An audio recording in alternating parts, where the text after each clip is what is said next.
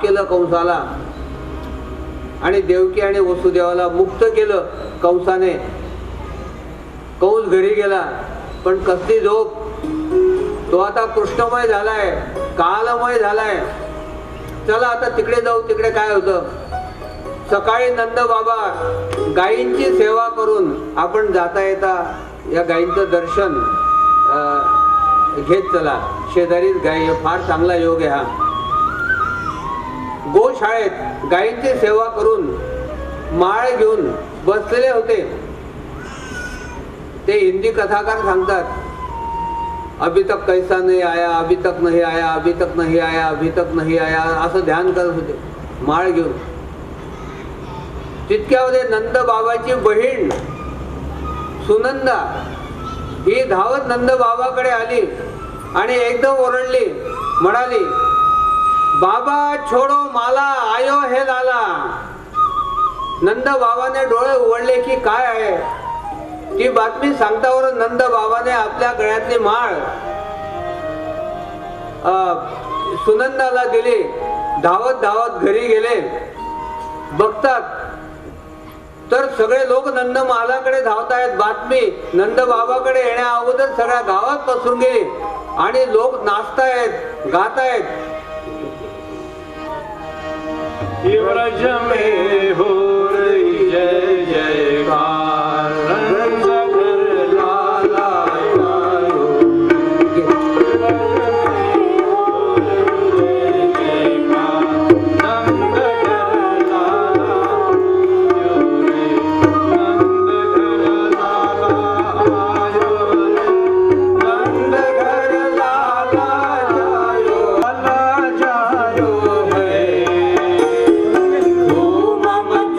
है